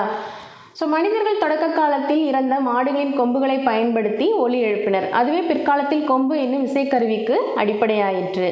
இக்காலத்தில் பித்தளை அல்லது வெண்கலத்தால் கொம்புகள் செய்யப்படுகின்றன. இதனை வேடர் வேட்டையின் போது ஊதுவர். கழனி மேடுகளில் காவல் புரிபவர்கள் விலங்குகள் கல்வரை விரட்டவும் மற்ற காவலர்களை விழித்திருக்க செய்யவும் கொம்பினை ஊதுவர். ஊது கொம்பு, எக்காலம், சிங்கநாதம், துத்தரி போன்ற பல வகையான கொம்புகள் இக்காலத்தில் திருவிழா ஊர்வலங்களின் போது இசைக்கப்படுகின்றன. ஓகே, ஸோ தொடக்க காலத்தில் வந்துட்டு இறந்த மாடுகளுடைய கொம்புகளை பயன்படுத்தி தான் வந்துட்டு ஒலி எழுப்பியிருக்காங்க. அதுவே பிற்காலத்தில் கொம்பு என்னும் இசைக்கருவிக்கு அடிப்படையாக அமைஞ்சிருச்சு அப்படின்னு சொல்கிறாங்க. ஸோ இக்காலத்தில் பித்தளை அல்லது வெண்கலத்தால் வந்துட்டு கொம்புகள் வந்துட்டு செய்யப்படுது அப்படின்னு சொல்கிறாங்க. ஓகே, ஸோ இதை வந்துட்டு வேடர் வந்து வேட்டையின் போது ஊதுவரணும். கழனி மேடுகளில் காவல் புரிவர்கள் விலங்குகள் கல்வரை விரட்டுறதுக்காகவும் காவல்காரர்களை விழித்திருக்க செய்யவும் வந்துட்டு கொம்புகளை வந்துட்டு ஊதுறதா சொல்கிறாங்க. அடுத்ததாக ஊதுகொம்பு, எக்காலம், சிங்கநாதம், துத்தரி போன்ற பல வகையான கொம்புகள் வந்துட்டு இக்கால திருவிழாக்களின் போது ஊதப்படுது அப்படின்னு சொல்லி குறிப்பிட்டிருக்காங்க. ஸோ அடுத்ததாக காற்றுக்கருவி. இதுவும் வந்துட்டு ஒரு வகை, இது ஒரு வகையான காற்றுக்கருவி, சங்கு. ஓகேவா. ஸோ இது ஒரு இயற்கை கருவி. ஸோ இயற்கையாக நம்ம வந்து கடல்ல இருந்து தான் இதை எடுப்போம் இல்லையா. ஸோ கடலிலிருந்து எடுக்கப்படுவது வளமாக சுழிந்து இருக்கும் சங்கை வலம்புரி சங்கு என்பர். சங்கின் ஒளியை சங்கநாதம் என்பர். இலக்கியங்களில் இதனை பணிலம் என்றும் குறிப்பிட்டுள்ளனர். கோயில் திருவிழாக்களின் போதும் சமய சடங்குகளின் போதும் சங்கு முழங்கும் வழக்கம் உண்டு. சங்கொடு சக்கரம் ஏந்தும் தடக்கையன் பங்கைய கண்ணானை பாடேலோர் ஏம்பாவாய் திருப்பாவையில் குறிப்பிட்டிருக்கிறாங்க. ஓகேங்களா. ஸோ இது வந்துட்டு ஒரு இயற்கை கருவி. வலது புறமாக சுழிந்திருக்கிற சங்கை தான் வந்துட்டு வலம்புரி சங்கு அப்படின்னு சொல்கிறாங்க. சங்கின் ஒளியை வந்துட்டு சங்கநாதம் அப்படின்னு சொல்கிறாங்க. இலக்கியங்கள் இதனை பணிலம் அப்படின்னும் குறிப்பிடுறாங்க. ஓகே. ஸோ கோவில் திருவிழாக்களின் போதும் சமய சடங்குகளின் போதும் சங்கு முழங்கும் வழக்கம் வந்துட்டு இருக்குது அப்படின்னு சொல்கிறாங்க. அடுத்ததாக கஞ்சக்கருவி. ஓகே. ஸோ இதுதான் வந்துட்டு அந்த கஞ்சக்கருவி. ஓகேவா. சாலரா போடுறதுன்னு சொல்லுவாங்க இல்லையா, அப்படி சின்சான்னு அடிப்பாங்க இல்லையா, சால்ரா போடுறது. ஸோ அதுதான் சாலரா. இது பித்தளை அல்லது வெண்கலத்தால் செய்யப்பட்டிருக்கும். இதன் உட்புறம் குவிந்து இருக்கும். இதனை ஒன்றோடு ஒன்று பொருத்தியும் விளிம்பின் மீது தட்டியும் தாளத்தின் தேவைக்கு ஏற்ப இசைப்பர். இதனை பாண்டில் எனவும் அழைப்பர். இது கோவில் கூட்டு வழிபாட்டின் போதும் இன்னிசை அரங்குகளிலும் இசைக்கப்படும் இன்றியமையாத இசைக்கருவியாகும். இதனை இக்காலத்தில் ஜால்ரா என்பர் அப்படின்னு சொல்லுவோம். ஜால்ரா அப்படின்னு சொல்லுவோம் இல்லையா. ஸோ அதுதான் இந்த கருவி. ஓகே. ஸோ இதை வந்துட்டு பாண்டில்னும் சொல்கிறாங்க. ஓகே. ஸோ உட்புறம் குவிந்து இருக்கும். ரெண்டு பக்கத்தையும் வந்துட்டு இணைச்சு தட்டியும் வந்துட்டு ஓரத்தில் வந்துட்டு தட்டியும் வந்து இசையை வந்து எழுப்புறாங்க அப்படின்னு சொல்கிறாங்க. அடுத்ததாக ஒரு கஞ்சக்கருவி தான் சேகண்டி அப்படின்னு சொல்கிறாங்க. ஸோ இதுதான் வந்துட்டு அந்த சேகண்டி. வட்ட வடிவமான மணிவகையை சேர்ந்தது சேகண்டி. இதனை குச்சியாலோ அல்லது இரும்பு துண்டாலோ அழித்து ஒலி எழுப்புவர். இது தேவைக்கு ஏற்ப பல அளவுகளில் உருவாக்கப்படும். இதனை சேமங்கலம் என்றும் அழைப்பர். இதனை கோவில் வழிபாட்டின் போதும் இறுதி ஊர்வலத்தின் போதும் இசைப்பர். ஓகே. ஸோ இதை வந்துட்டு வட்ட வடிவமான மணி வகையை சேர்ந்தது அப்படின்னு சொல்கிறாங்க சேகண்டி அப்படிங்கிறது. ஓகே. இதனை குச்சியால் அல்லது இரும்பு துண்டாலோ வந்துட்டு அடித்து ஒலி எழுப்புறதா குறிப்பிட்டிருக்காங்க. இது தேவைக்கு ஏற்ப பல அளவுகளிலும் உருவாக்கப்படும். ஓகே. ஸோ இதனுடைய அளவுகள் வந்துட்டு வேறுபடும். இதனை சேமங்கலம் என்றும் அழைப்பது. இதை வந்து சேமங்கலம் அப்படின்னு சொல்லுவாங்க. சேகண்டி சேமங்கலம் 2 பேர் இருக்குது. இதனை கோவில் வழிபாட்டின் போதும் இறுதி ஊர்வலத்தின் போதும் வந்துட்டு இதை இசைப்பாங்க அப்படின்னு சொல்கிறாங்க. அடுத்ததாக ஒரு தோல்கருவி திமிலை. ஓகே. ஸோ இது பேர் தான் திமிலை. பலாமரத்தினால் செய்யப்பட்டு விலங்கு தோலினால் கட்டப்படும் கருவி திமிலை ஆகும். மணற்கடிகார வடிவத்தில் இக்கருவி அமைந்திருக்கும். இதனை பாணி என்னும் பெயரால் அழைப்பர். சங்குடு, தாரை, காலம், தழங்கொலி, முழங்கு, பேரி, வெங்குரல், பம்பை, கண்டை, வியன்துடி, திமிலை, தட்டி பெரிய புராணத்தில் குறிப்பிட்டிருக்கிறாங்க இந்த திமிலை பற்றி. ஓகேவா. ஸோ திமிலை தட்டி அப்படின்னு சொல்லி வருது இல்லையா. ஸோ இது வந்துட்டு பலாமரத்தினால் செய்யப்பட்டு விலங்குத்தோலினால் கட்டப்படும் கருவி தான் வந்துட்டு திமிலை அப்படின்னு சொல்கிறாங்க. மணற்கடிகார வடிவத்தில் இக்கருவி அமைந்திருக்குது அப்படின்னு சொல்கிறாங்க. இதனை பாணி என்னும் பெயராலையும் அழைக்கிறதா குறிப்பிட்டிருக்கிறாங்க. அடுத்ததான் தோல்கருவி. அடுத்தது ஒரு தோல்கருவி தான் பறை. ஓகே. விலங்கு தோலால் இழுத்து கட்டப்பட்ட கருவி பறையாகும். பழங்காலத்தில் செய்திகளை தெரிவிக்க கோட்பறையை முழக்கினர். பகைவர்களின் ஆணிரையை கவரச் சொல்லும் போது ஆகோட்பறையை முழக்குவர். இக்காலத்தில் இது தப்பு என்னும் பெயரில் வழங்கப்படுகிறது. இதனை முழக்கி கொண்டு ஆடும் ஆட்டம் தப்பாட்டம் என்று அழைக்கப்படுகிறது. ஓகே. ஸோ இது அந்த காலத்தில் வந்துட்டு செய்திகள் பழங்காலத்தில் செய்திகளை தெரிவிக்கிறதுக்கு தான் இந்த கோட்பறையை முழக்கியிருக்காங்க. பழையவர்களுடைய ஆணிரையை கவர செல்லும் பொழுது ஆகோட்பறையை வந்துட்டு முழக்கியிருக்கிறாங்க. இக்காலத்தில் இது வந்து தப்பு அப்படிங்கிற பெயரில் வழங்கப்படுகிறது. ஸோ இதனை முழக்கி கொண்டு ஆடும் ஆட்டம் தப்பாட்டம் அப்படின்னு சொல்கிறாங்க. அடுத்ததாக தோல்கருவி மத்தளம். மத்து என்பது ஓசையின் பெயர். இசைக்கருவிகளுக்கு எல்லாம் தளம் அடிப்படையாகும். ஓகே. மத்து ப்ளஸ் தளம் மத்தளம் என்று ஆகியது என்கிறார் அடியார்க்கு நல்லார். ஓகே. ஸோ இதை படிச்சுக்கோங்க. ஓகே. மத்து ப்ளஸ் தளம் மத்தளம் என்று ஆகியது அப்படின்னு சொல்லிட்டு அடியார்க்கு நல்லார் வந்து குறிப்பிட்டிருக்காரு. சரி. மத்தளத்தின் நடுப்பகுதி பெருத்தும் கடைப்பகுதி சிறுத்தும் காணப்படும். மரத்தால் செய்யப்பட்டிருக்கும் இதன் வாய்ப்பகுதி வளையங்களில் தோல் இழுத்து கட்டப்பட்டிருக்கும். இக்கருவி 2 கைகளாலும் இசைக்கப்படுகிறது. ஆகவே இதனை முதற்கருவி என்பர். தஞ்சை பெரிய கோவில் கல்வெட்டில் கோயிலுக்கு நியமிக்கப்பட்ட இசைக்கலைஞர்களில் கொட்டி மத்தளம் வாசிப்போர் இருவரும் இருந்தார் என்பர். மத்தளம் கொட்ட வரிசங்கம் நின்றூத முத்துடை தாமம் நிறை தாழ்ந்த பந்தற்கீழ் அப்படின்னு நாச்சியார் திருமொழி குறிப்பிட்டிருக்கு. மத்தளத்தை பற்றி குறிப்பிட்டிருக்கிறாங்க அதில். ஓகேயா. ஸோ இதை வந்துட்டு முதற்கருவி அப்படின்னும், ஸோ 2 கைகளாலும் இசைக்கப்படுகிறது அப்படிங்கிறதுனால இதை வந்துட்டு முதற்கருவி அப்படின்னு சொல்கிறாங்க. அடுத்ததாக ஒரு தோல்கருவி. இது என்னென்னா முரசு. தமிழர்கள் போர் துணையாக கொண்ட கருவிகளில் முதன்மையானது முரசு ஆகும். படைமுரசு, கொடைமுரசு, மணமுரசு என்று 3 வகையான முரசுகள் பழந்தமிழ் நாட்டில் புழக்கத்தில் இருந்தன.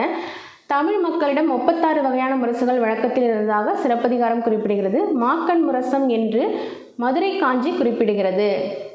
ஓகே. ஸோ இது வந்துட்டு 3 வகையான முரசுகள் வந்துட்டு நாட்டில் பழந்தமிழ் நாட்டில் புழக்கத்தில் இருந்திருக்கு. ஓகே. ஸோ தமிழர்களுடைய போர்த்துணையை கொண்ட கருவிகளில் முதன்மையானது முரசு அப்படின்னு சொல்கிறாங்க. ஓகே. அடுத்தது தமிழ் மக்களிடம் 36 வகையான முரசுகள் வழக்கத்தில் இருந்திருக்கு அப்படின்னு சொல்லி சிலப்பதிகாரம் குறிப்பிடுது.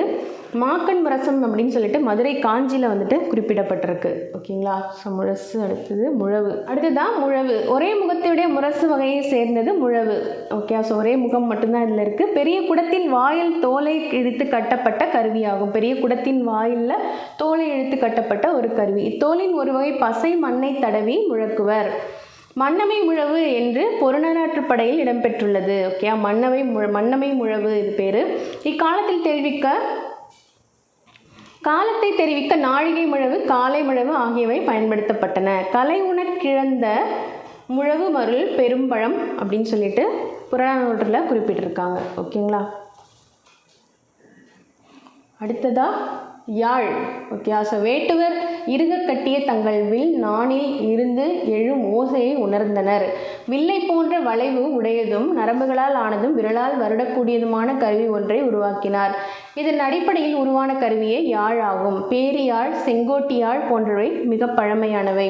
யாழின் வகைக்கு ஏற்ப அதில் இருக்கும் நரம்புகளின் எண்ணிக்கை வேறுபடுகிறது. 21 நரம்புகளை கொண்டது பேரியாழ், 19 நரம்புகளை கொண்டதாக மீன் வடிவில் அமைந்தது மகரயாழ், 14 நரம்புகளை கொண்டது சகோடையாழ். யாழின் வடிவமே மெல்ல மெல்ல மாற்றமடைந்து பிற்காலத்தில் வீணையாக உருமாறியது என்பர். ஓகே, ஸோ யாழ் தான் உருமாறி வீணையாக மாறி இருக்கு அப்படின்னு சொல்லியிருக்கிறாங்க. ஸோ பேரியாழ், செங்கோட்டியாழ் போன்றதெல்லாம் வந்துட்டு மிக பழமையான யாழ் வகைகளை சேர்ந்தது அப்படின்னு சொல்கிறாங்க. ஸோ யாழின் வகைக்கு ஏற்ப அதில் இருக்கும் நரம்புகளின் எண்ணிக்கை வந்துட்டு வேறுபடுது அப்படின்னு சொல்கிறாங்க. ஸோ இந்த நரம்பு இழுத்து கட்டியிருக்காங்க இல்லையா, ஸோ அந்த எண்ணிக்கை வந்துட்டு வேறுபடுறதுக்கு யாழின் வகையை பொறுத்து அது வந்துட்டு வேறுபடும் அப்படின்னு சொல்கிறாங்க. 21 நரம்புகளை கொண்டது வந்துட்டு பேரியாழ், 19 நரம்புகளை கொண்டதாக மீன் வடிவில் அமைந்துள்ளது வந்துட்டு மகரயாழ், 14 நரம்புகளை கொண்டது சகோடையாழ். ஓகே, ஸோ 21 நரம்புகளை கொண்டது வந்துட்டு அதுதான் அதிகம், 21 கொண்டது வந்துட்டு பேரியாழ், அதிலோட கம்மியாக 19 நரம்புகளை கொண்டது மகரயாழ், 14 நரம்புகளை கொண்டது சகோடையாழ். ஓகே, ஸோ அது டிஃப்ரென்ஸ் ஞாபகம் வச்சுக்கோங்க. யாழின் வடிவமே மெல்ல மெல்ல மாற்றடைந்து பிற்காலத்தில் வந்துட்டு வீணையாக மாறியிருக்கு அப்படின்னு சொல்கிறாங்க.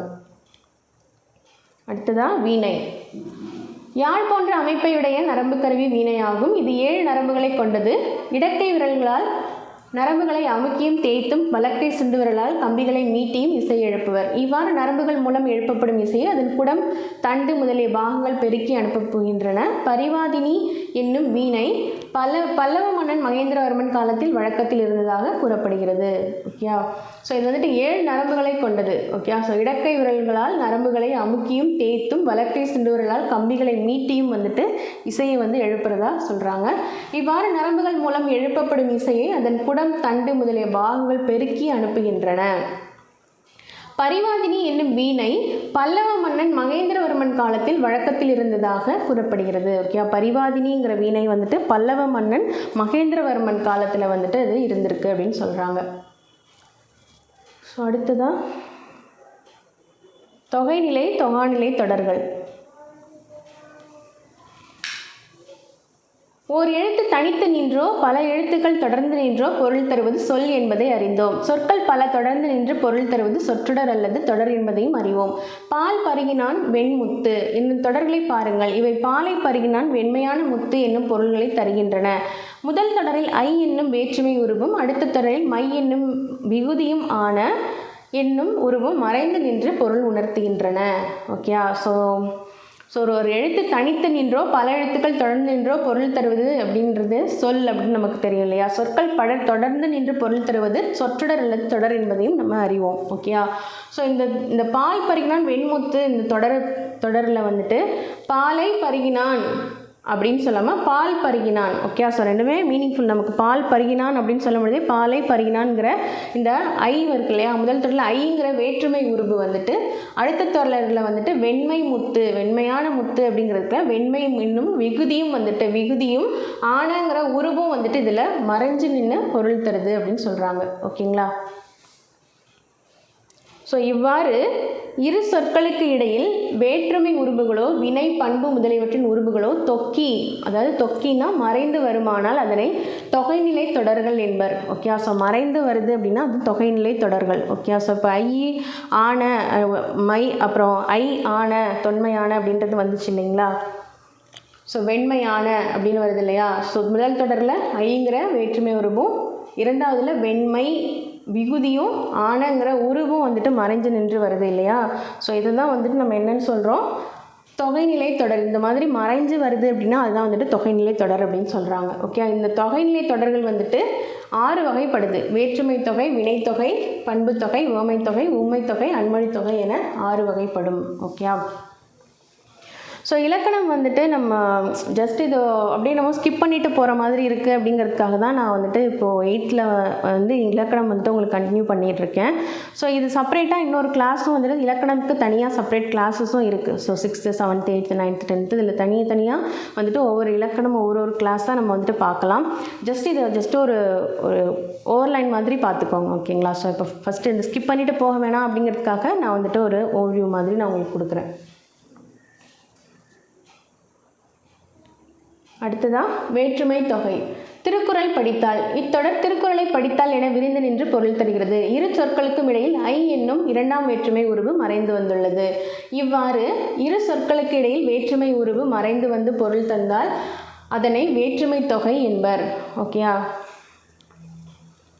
ஸோ நம்ம இதுக்கு முன்னாடி லெசனில் பார்த்துருந்தோம் இல்லையா, வேற்றுமை தொகைகள் பார்த்தோம் இல்லையா, ஸோ வேற்றுமை உருவுகள் பார்த்தோம் இல்லையா. ஸோ அதை தான் வந்துட்டு நம்ம அங்கே என்ன கற்றுக்கிட்டோமோ அதை தான் இங்கேயும் வந்துட்டு குறிப்பிட்டிருக்காங்க. ஐங்கிறது இரண்டாம் வேற்றுமை இருக்கு இல்லையா, ஸோ அந்த உருவு வந்து மறைந்து வந்துள்ளது.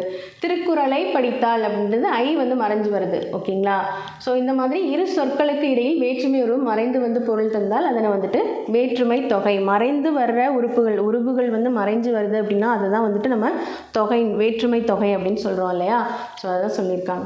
திருவாசகம் படித்தான். ஐ வந்துட்டு இரண்டாம் வேற்றுமை தொகை வந்து இதெல்லாம் மறைஞ்சு வருது. அடுத்ததான் தலை வணங்கு.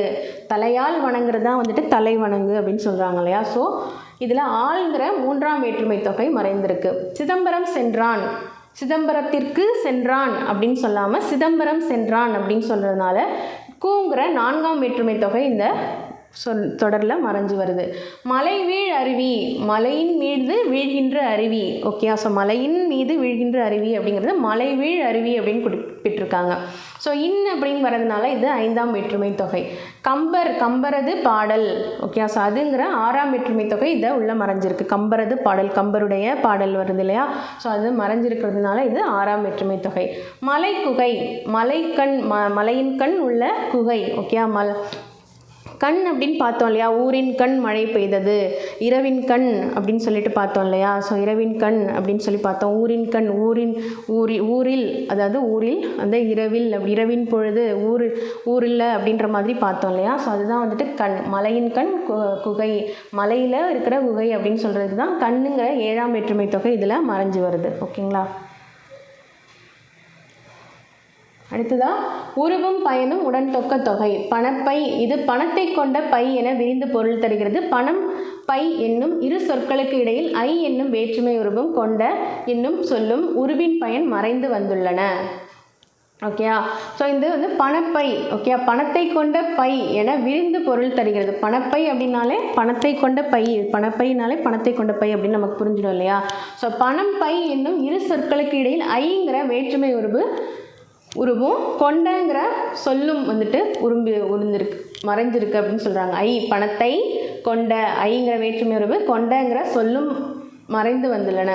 இவ்வாறு ஒரு தொடரில் வேற்றுமை உருவும் அதன் பொருளை விளக்கும் சொல்லும் அதனுடைய பயனும் மறைந்து வருவது உருவும் பயனும் உடன் தொக்க தொகை அப்படின்னு சொல்கிறாங்க. ஓகேங்களா? ஸோ இந்த உருவும் பயனும், பயன்கிறது சொல். ஓகே, உருவின் பயன் தான் இந்த சொல். ஓகேவா? ஸோ இதுவும் மறைஞ்சு வந்தது அப்படின்னா அதுதான் உருவும் பயனும் உடன் தொக்க தொகை. ஓகேயா? ஸோ இரண்டாம் வேற்றுமை உருவும் பயனும் உடன் தொக்க தொகை எது அப்படின்னா பால் குடம். பாலை கொண்ட குடம். ஓகே, பால் குடம் அப்படின்னா பாலை கொண்ட குடம் அப்படின்னு வருது இல்லையா. ஸோ இங்கேயும் ஐ கொண்ட அப்படிங்கிற உருவும் பயனும் வந்துட்டு வருது. ஸோ இது வந்துட்டு இரண்டாம் வேற்றுமை. ஓகே, ஸோ மூன்றாம் வேற்றுமை உருவும் பயனும் உடன் தொக்க தொகை அப்படிங்கிறது பொற்சிலை. பொன்னால் ஆகிய சிலை. ஆள் வருது இல்லையா. ஸோ அப்போ அது வந்து மூன்றாம் வேற்றுமை. ஓகே, ஸோ பொன்னால் ஆகியங்கிற பயன், உருவும் பயனும் சேர்ந்து வர்றதுனால இது வந்துட்டு மூன்றாம் வேற்றுமை அப்படின்னு சொல்கிறாங்க. மூன்றாம் வேற்றுமை உருவும் பயனும் உடன் தொக்க தொகை. அடுத்ததான் நான்காம் வேற்றுமை. நான்காம் வேற்றுமை உருவும் பயனும் உடன் தொக்க தொகை அப்படிங்கிறது மாட்டுக் கொட்டகை. மாட்டுக்கு கட்டப்பட்ட கொட்டகை.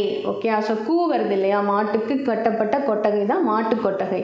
ஸோ கூவும் கட்டப்பட்டங்கிறதும் உருவும் பயனும் உடன் தொக்க தொகை. ஸோ கூ வரதுனால நான்காம் வேற்றுமை உருவும் பயனும் உடன் தொக்க தொகை. அடுத்ததான் வினைத்தொகை. ஆடு, கொடி, வளர், தமிழ். இத்தொடர்களில் ஆடு, வளர் என்பவையும் வினைப்பகுதிகள். இவை முறையே கொடி, தமிழ் என்னும் பெயர் சொற்களோடு சேர்ந்து காலம் காட்டாத பெயரெச்சங்களாக உள்ளன. அதாவது காலம் காட்டும் இடைநிலைகள் தொக்கி உள்ளன. மேலும் இவை முறையே ஆடிய கொடி, ஆடுகின்ற கொடி, ஆடும் கொடி எனவும், வளர்ந்த தமிழ், வளர்கின்ற தமிழ், வளரும் தமிழ் எனவும் முக்காலத்திற்கும் பொருந்தும்படி பொருள் தருகின்றன அப்படின்னு சொல்கிறாங்க. ஓகே, ஸோ இந்த ரெண்டு வார்த்தையுமே வந்துட்டு பார்த்திங்கன்னா எந்த மூன்று காலத்திலும் நம்ம எடுத்துக்கலாம். ஆடிய கொடி, ஆடுகின்ற கொடி, ஆடும் கொடி, வளர்ந்த தமிழ், வளர்கின்ற தமிழ், வளரும் தமிழ் அப்படின்னு சொல்லிட்டு இந்த வார்த்தைகள் நம்ம எடுத்துக்கலாம் இல்லையா. ஸோ இது மாதிரி காலம் காட்டும் இடைநிலையும் பெயரச்ச விகுதியும் மறைந்து வரும் பெயரச்சத்தை வினைத்தொகை அப்படின்னு சொல்கிறோம் அப்படின்னு சொல்கிறாங்க. ஓகேங்களா. ஸோ காலம் கடந்த பெயரச்சம் வினைத்தொகைன்னு நன்னூலில் குறிப்பிட்டிருக்கிறாங்க.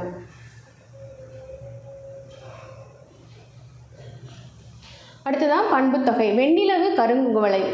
இத்தொடர்களில் வெண்மை, கருமை என்னும் பண்புகள் நிலவு, குவளை என்னும் பெயர் சொற்களை தழுவி நிற்கின்றன. ஆன ஆகிய என்னும் பன்னுருபுகள் மறைந்து வெண்மையான நிலவு, கருமையாக குவளை என்னும் பொருள்களை தருகின்றன. ஓகேயா. ஸோ இவ்வாறு பண்பு பெயருக்கும் அது தழுவி நிற்கும் பெயர் சொல்லுக்கும் இடையே ஆன ஆகிய என்னும் பண்புகள் மறைந்து வருவது பண்புத்தொகை எனப்படும். ஓகேயா. ஸோ இது வந்துட்டு வெண்ணிலவு. ஓகேயா. ஸோ வெண்ணிலவு அப்படிங்கிறது வெண்மையான நிலவு, கருமையாகிய கருங்குவளைங்கிறது கருமையாகிய குவளை அப்படின்ற பொருளில் தான் நம்ம எடுத்துக்கணும். ஆன ஆகிய அப்படிங்கிற பண்புருபுகள் வந்து இதில் மறைந்து இருக்கு. ஓகேயா. ஸோ அது வந்துட்டு இந்த மாதிரி பண்பு பெயருக்கும் அது தழுவி நிற்கும் பெயர் சொல்லுக்கும் இடையே ஆன ஆகிய பண்புருபுகள் மறைந்து வருது அப்படின்னா அது வந்துட்டு பண்புத்தொகை அப்படின்னு சொல்கிறாங்க. அடுத்ததான் இரு பெயரொட்டு பண்புத்தொகை. பனை மரம். ஓகே. ஸோ இத்தொடர் பனையாகிய மரம் என விரியும். மரம் என்பது பொதுப்பெயர், பனை என்பது மரங்களில் ஒன்றினை குறிக்கும் சிறப்பு பெயர். இவ்வாறு சிறப்பு பெயர் முன்னும் பொதுப்பெயர் பின்னும் நிற்க இடையில் ஆகிய என்னும் பண்புருவு மறைந்து வருவது இரு பெயரொட்டு பண்புத்தொகை என்பர். ஓகே. ஸோ பனைங்கிறது மரத்தில் ஒரு வகையான மரம் தான் வந்துட்டு பனை. ஸோ மரம்ங்கிறது எல்லாத்துக்குமே வந்துட்டு பொதுவான பெயர், எல்லா மரத்துக்கும் மரம் அப்படின்னு சொல்லுவோம். ஸோ இந்த மாதிரி இந்த மாதிரி இது சிறப்பு பெயரும் பொது பெயரும் வந்துட்டு சேர்ந்து வருது அப்படிங்கும் பொழுது அதுதான் வந்துட்டு இரு பெயரொட்டு பண்புத்தொகை அப்படின்னு சொல்கிறாங்க. ஓகே. ஸோ அடுத்ததான் உவமைத்தொகை. மலர் விழி. இத்தொடர் மலர் போன்ற விழி என்ற பொருள் தருகிறது. மலர் உவமை, விழி உவமேயம், இடையில் போன்ற என்னும் உவம உருவு மறைந்து வந்துள்ளது. இவ்வாறு உவமைக்கும் உபேயத்திற்கும் இடையில் போல, போன்ற, நிகர, அன்ன முதலிய உவம உருவுகளில் ஒன்று மறைந்து வருவது உவமைத்தொகை எனப்படும். ஓகே. மலர் விழி அப்படிங்கிறது இத்தொடர் வந்துட்டு மலர் போன்ற விழி அப்படிங்கிற பொருள் தருது இல்லையா. மலர் வந்துட்டு உவமை, விழிங்கிறது உவமேயம், மலருக்கு ஒப்பாக வந்துட்டு விழியை வந்துட்டு குறிப்பிடுறாங்க. ஓகே. ஸோ இதில் இடையில் போன்ற என்னும் உவம உருவு மறைந்து வந்துள்ளது. மலர் போன்ற விழி அப்படின்னு சொல்கிறதுக்கு பதிலாக மலர் விழி அப்படின்னு சொல்கிறாங்க. ஸோ இந்த மலர் போன்றங்கிறது உவம உருவு வந்துட்டு அதில் மறைஞ்சு வந்திருக்கு இல்லையா. ஸோ இவ்வாறு உவமைக்கும் உவமேயத்திற்கும் இடையில் போல, போன்ற, நிகர, அன்ன முதலிய உவம உருவுகள் ஒன்று மறைந்து வருவது தான் வந்துட்டு உவமைத்தொகை அப்படின்னு சொல்கிறாங்க. ஓகேங்களா. அடுத்ததான் உம்மை தொகை. இரவு பகல், தாய் தந்தை. இத்தொடர்கள் இரவும் பகலும் தாயும் தந்தையும் என விரிந்து பொருள் தருகின்றன. இதில் சொற்களின் இடையிலும் இறுதியிலும் என்னும் இடைச்சொல் மறைந்து நின்று பொருள் தருகிறது. இவ்வாறு சொற்களுக்கு இடையிலும் இறுதியிலும் என்னும் இடைச்சொல் மறைந்து நின்று பொருள் தருவதை உம்மை தொகை என்பர். ஓகே. ஸோ இரவும் பகலும் தாயும் தந்தையும் அப்படின்னு வரும் இல்லையா. ஸோ அந்த உம்முங்கிற இடைச்சொல் வந்து மறைந்து நின்று பொருள் தருது. ஓகே. ஸோ இரவும் பகலும் தான், இரவு பகல்னா இரவும் பகலும், தாய் தந்தைனா தாயும் தந்தையும் அப்படிங்கிறது பொருள் தருது இல்லையா. ஸோ அது மாதிரி இடையிலும் இறுதியிலும் உம்முங்கிற இடைச்சொல் வந்து மறைந்து நின்று பொருள் தருது தான் வந்துட்டு உம்மை தொகை அப்படின்னு சொல்கிறோம். ஓகே. ஒன்றுக்கும் மேற்பட்ட சொற்களில் என்னும் உருவு வெளிப்பட வருவது எண்ணுமை எனப்படும். ஓகே. ஸோ இரவும் பகலும், பசுவும் கன்றும். ஓகே. ஸோ ஒன்றுக்கும் மேற்பட்ட சொற்களில் உம்முங்கிற சொல் வந்துட்டு என்ற உருவு வந்துட்டு வெளிப்பட வர்றது வந்துட்டு எண்ணுமை அப்படின்னும் சொல்லலாம். ஓகே. ஓகே. அன்மொழி தொகை. பொற்றொடி வந்தாள். ஓகே. தொடிங்கிறது வளையல். இத்தொடரில் பொற்றொடி என்பது பொன்னாலான வளையல் என பொருள் தரும். ஓகே. இத்தொடர் வந்தாள் என்னும் வினைச்சொல்லை தழுவி நிற்பதால் பொன்னாலாகிய வளையலை அணிந்த பெண் வந்தாள் என்னும் பொருள் தருகிறது. இதில் ஆள் என்னும் மூன்றாம் வேற்றுமை உருவம் ஆகிய என்னும் அதன் பயனும் மறைந்து வந்தாள் என்னும் சொல்லால் பெண் என்பதையும் குறிப்பதால் இது மூன்றாம் வேற்றுமை புறத்து பிறந்த அன்மொழி தொகை எனப்படும். ஓகே. ஸோ பொற்றொடி வந்தாள் அப்படின்னா தொடிங்கிறது வளையல். ஓகே. ஸோ பொன்னாலான வளையல்களை அணிந்த பெண் வந்தாள் அப்படின்னு குறிப்பிட்டிருக்கிறாங்க. ஓகே. ஸோ இதுதான் வந்துட்டு நமக்கு பொருள் தருது. ஸோ இதில் வந்துட்டு ஆளுங்கிற மூன்றாம் வேற்றுமை உருவும் ஆகிய அப்படிங்கிற அதன் பயனும் வந்துட்டு மறைந்து வருது. ஓகே. ஸோ வந்தாள் என்னும் சொல்லால் இது வந்துட்டு பெண் அப்படிங்கிறதையும் குறிக்கிறதுனால இது மூன்றாம் வேற்றுமை புறத்து பிறந்த அன்மொழி தொகை அப்படின்னு சொல்கிறாங்க. ஓகே. ஸோ இவ்வாறு வேற்றுமை, வினை, பண்பு, உவமை, உம்மை ஆகிய தொகைநிலை தொடர்களுக்கு அவை அல்லாத வேறு பிற சொற்களும் மறைந்து வருவது அன்மொழி தொகை. ஓகே. ஸோ இதில் வந்துட்டு வேற்றுமை, வினை, பண்பு, உவமை, உம்மை. ஓகே. ஸோ எல்லாமே வந்துட்டு ஆகிய தொகைநிலை தொடர்களில் அவை அல்லாத வேறு பிற சொற்கள் வந்துட்டு மறைந்து வர்றது வந்துட்டு அன்மொழி தொகை அப்படின்னு சொல்கிறாங்க. அல் ப்ளஸ் மொழி ப்ளஸ் தொகை. ஓகே. ஸோ இதான் வந்துட்டு இது பிரித்து தான் வருது. தொகாநிலை தொடர். ஒரு தொடரில் இரு சொற்கள் வந்து அவற்றின் இடையில் எச்சொல்லும் எவ்வுருவும் மறையாமல் நின்று பொருள் உணர்த்தினால் அதனை தொகாநிலை தொடர் என்பர். ஓகே, ஸோ இது மறைந்து வந்தது அப்படின்னா அதை வந்துட்டு தொகைநிலை அப்படின்னு பார்த்தோம் இல்லையா. ஸோ அதே வந்துட்டு மறையாமல் வந்துட்டு எந்த சொல்லும் அதில் இடையில வந்துட்டு எந்த சொல்லும் உருவும் வந்து மறையாமல் வந்துச்சு அப்படின்னா அதான் வந்துட்டு தொகாநிலை தொடர். ஓகே, ஸோ இதுவும் வந்துட்டு 9 வகைப்படும். ஓகே, ஸோ இதில் வந்துட்டு எழுவாய் தொடர் ஃபஸ்ட்டு கொடுத்துருக்காங்க, எழுவாய் தொடர். ஸோ இதில் மல்லிகை மலர்ந்தது, இதில் மல்லிகை என்னும் எழுவாயை தொடர்ந்து மலர்ந்தது என்னும் பயனிலை அமைந்தது, இடையில் எச்சொல்லும் மறையாமல் வந்துள்ளதால் இது எழுவாய் தொடர் ஆகும். ஓகே, ஸோ மல்லிகை மலர்ந்தது, ஸோ இந்த மல்லிகைங்கிற எழுவாயை தொடர்ந்து மலர்ந்தது அப்படிங்கிற பயனிலை வந்திருக்கு இல்லையா. ஸோ இதில் வந்துட்டு இடையில் வந்து எந்த சொல்லும் மறையாமல் வந்ததுனால இது எழுவாய் தொடர் அப்படின்னு சொல்கிறாங்க. ஓகே, அடுத்ததாக விழித்தொடர். நண்பா படி, இதில் நண்பா என்னும் விழிப்பெயர் படி என்னும் பயனிலையை கொண்டு முடிந்தது, இடையில் எச்சொல்லும் மறையாமல் வந்துள்ளதால் இது விழித்தொடர் ஆகும். ஓகே, ஸோ இதில் நண்பா என்னும் விழிப்பெயர், நண்பான்ற விழிப்பெயர் படி என்னும் பயனிலையை கொண்டு முடிகிறது. ஓகே, ஸோ இது எந்த சொல்லும் மறைஞ்சு வரலை, ஸோ இதை வந்துட்டு விழித்தொடர் அப்படின்னு சொல்கிறோம். ஓகே, ஸோ நம்ம பார்த்தோம் இல்லையா விழினா என்னன்னு பார்த்தோம் இல்லையா, விழி வேற்றுமையில் நம்ம பார்த்தோம் இல்லையா. ஸோ அது 9ஆம் வேற்றுமையில் வந்துட்டு நம்ம பார்த்தோம்ல. ஸோ விழி வேற்றுமை அப்படின்னு பார்த்தோம்ல. விழி வேற்றுமைனா என்னன்னு பார்த்தோம், அண்ணன் அப்படின்றத அண்ணா அப்படின்னு சொல்கிறது, புலவர்ன்றத புலவரே அப்படின்னு குறிப்பிடுறது தான் வந்துட்டு விழி வேற்றுமை அப்படின்னு பார்த்தோம் இல்லையா. ஸோ இதில் விழிப்பெயர் எது, நண்பன் அப்படிங்கிறது தான் நண்பா அப்படின்னு சொல்லியிருக்காங்க. ஸோ இது வந்துட்டு ஒரு விழிப்பெயர், படி என்னும் பயனிலையை கொண்டு முடிகிறதுனால இதில் வந்துட்டு இடையில எந்த சொல்லும் வந்துட்டு மறையாமல் தான் வந்திருக்கு. ஸோ இது வந்துட்டு ஒரு விழித்தொடர். வினைமுற்று தொடர். சென்றனர் வீரர், இதில் சென்றனர் என்னும் வினைமுற்று வீரர் என்னும் பெயரை கொண்டு முடிந்து இடையில் எச்சொல்லும் மறையாமல் வந்துள்ளதால் இது வினைமுற்று தொடர் ஆகும். ஓகே, ஸோ இதில் இடையில வந்துட்டு எந்த சொல்லுமே வந்துட்டு மறையல. சென்றனர் வீரர், சென்றனர்ங்கிற வினைமுற்று வீரருங்கிற பெயரை கொண்டு முடிந்திருக்கு. ஓகே, ஸோ இது வினைமுற்று தொடர் ஆகும். அடுத்ததாக பெயரெச்ச தொடர். வரைந்த ஓவியம், இதில் வரைந்த என்னும் எச்சவினை ஓவியம் என்னும் பெயர்ச்சொல் கொண்டு முடிந்து இடையில் எச்சொல்லும் மறையாமல் வந்துள்ளதால் இது பெயரெச்ச தொடர் ஆகும். ஓகே, வரைந்த ஓவியம், வரைந்த என்னும் எச்சவினை ஓவியம் என்னும் பெயர்ச்சொல் கொண்டு முடிகிறது. வரைந்தங்கிறது ஒரு எச்சவினை. ஓகே, ஸோ ஓவியம்ங்கிற பெயர்ச்சொல் கொண்டு முடிகிறதுனால இதில் இடையில எந்த சொல்லும் வந்துட்டு மறைந்து வரலை. ஓகே, ஸோ இது பெயரெச்ச தொடர். வினையெச்ச தொடர். தேடி பார்த்தான், இதில் தேடி என்னும் வினையெச்ச சொல் பார்த்தான் என்னும் வினைமுற்று சொல் கொண்டு முடிகிறது. ஓகே, ஸோ இதில் இடையில சொல்லும் மறையாமல் வந்ததுனால வினையெச்ச தொடர் ஆகும். ஓகே, ஸோ அடுத்தது வேற்றுமை தொகாநிலை தொடர். ஸோ கவிதையை எழுதினார், இதில் ஐ என்னும் வேற்றுமை உருபு வெளிப்படையாக வந்து பொருளை உணர்த்துவதால் இது வேற்றுமை தொகாநிலை தொடராகும். ஓகே, ஸோ இதில் கவிதை எழுதினார் அப்படின்னு சொல்லலை. ஓகே, கவிதையை எழுதினார்ன்ற ஐங்கிற வேற்றுமை உருபு வெளிப்படையாக வந்து பொருளை உணர்த்துறதுனால இது வேற்றுமை தொகாநிலை தொடராகும். ஓகே, இடைச்சொல் தொடர். மற்று ப்ளஸ் பிற, இதில் மற்று என்னும் இடைச்சொல் வெளிப்படையாக வந்துள்ளதால் இது இடைச்சொல் தொடர். ஓகே, மற்று பிற அப்படிங்கிற இடைச்சொல் வந்துட்டு வெளிப்படையாக வந்திருக்கு. ஓகே, ஸோ இதனால இது இடைச்சொல் தொடர் அப்படின்னு சொல்கிறாங்க.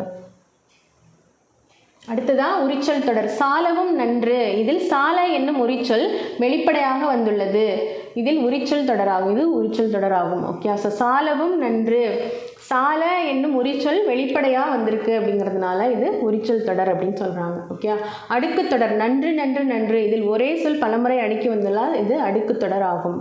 ஓகே, ஸோ அடுத்ததான் புக் பேக் கொஷின். ஸோ இது சொற்களுக்கு இடையே வேற்றுமை உருவு மறைந்து வருவது வந்துட்டு வேற்றுமை தொகை. ஓகே, செம்மரம் என்னும் சொல் டேஷ் தொகை, பண்பு தொகை. ஓகே, செம்மரம்ங்கிறது பண்பு தொகை, மரத்தையுடைய பண்பை குறிப்பிடுறதுனால இது பண்பு தொகை. கண்ணா வா என்பது டேஷ் தொடர். கண்ணா வா அப்படிங்கிறது வந்துட்டு என்ன தொடர், விழித்தொடர். ஓகே, ஸோ கண்ணன் வா அப்படின்றது கண்ணா வா அப்படின்னு சொல்கிறாங்க இல்லையா. ஸோ இது விழித்தொடர், கண்ணன் கண்ணா அப்படின்னு மாறி இருக்கு. ஸோ இது விழித்தொடர். அடுத்ததாக பொறுத்துகளை பெயரெச்ச தொடர்ங்கிறது எழுதிய பாடல். ஓகே, ஸோ வினையெச்ச தொடர் வந்துட்டு பாடி முடித்தான். அடுத்ததாக வினை முற்றுத்தொடர் வென்றான் சோழன்.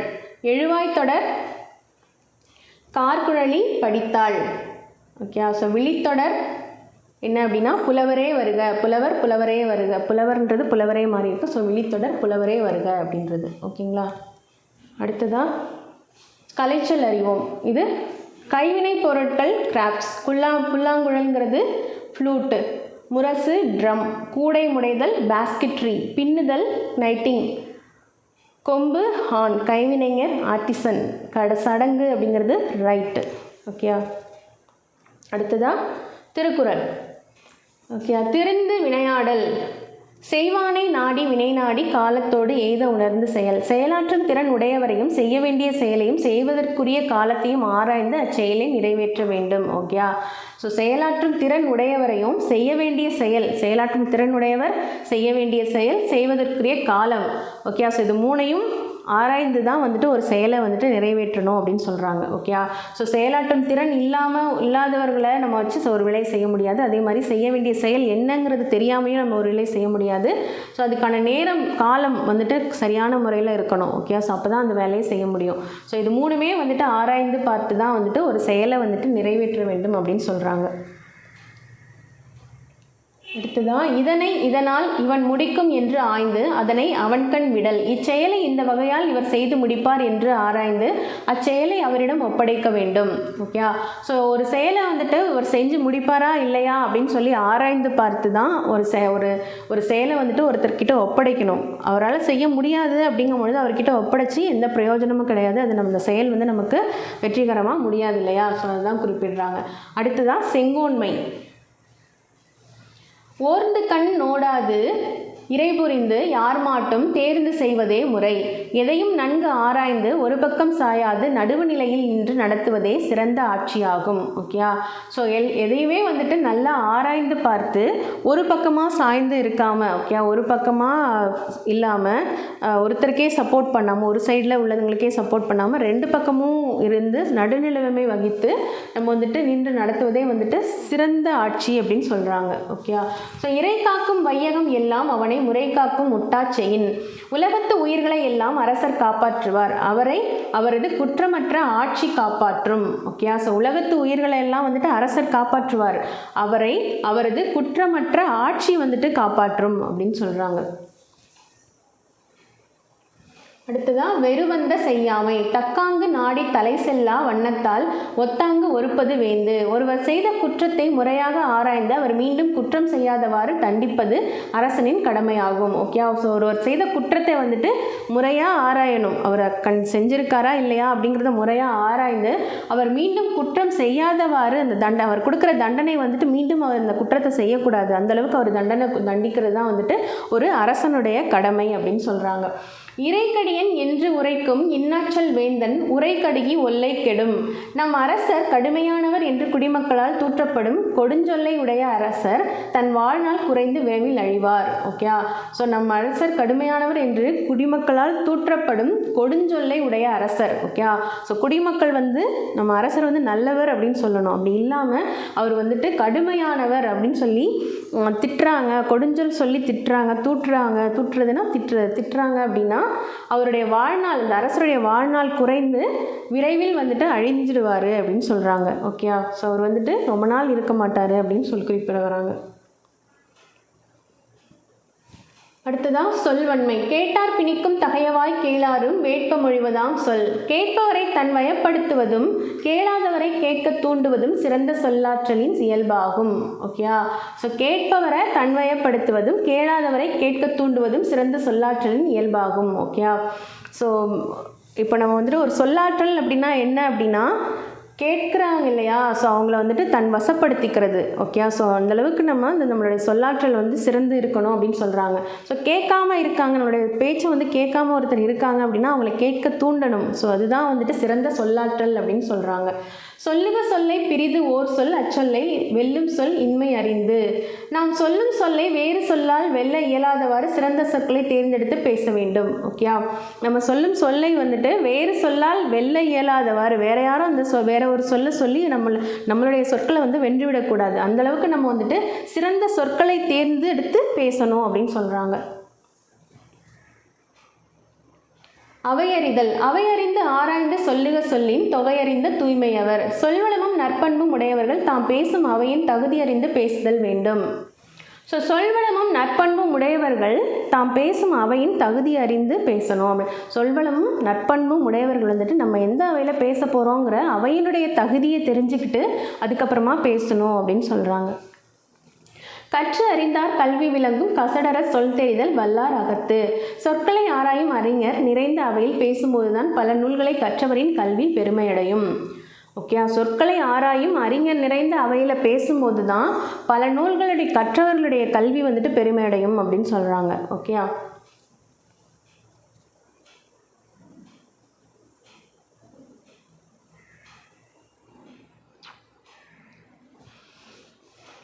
ஓகே. அரசரை அவரது டேஷ் காப்பாற்றும்.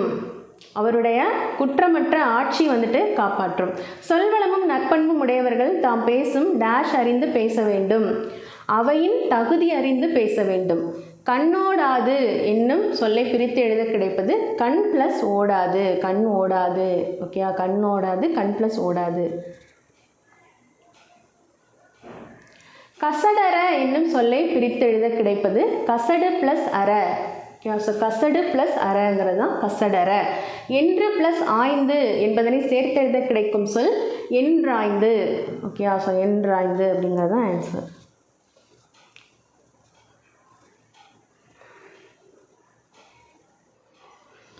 ஓகே, இதோட நமக்கு இயல் 5 கம்ப்ளீட் ஆகுது. ஓகேங்களா? ஸோ அடுத்ததான் நம்ம இயல் 6ல் மீண்டும் சந்திக்கலாம். நன்றி, வணக்கம்.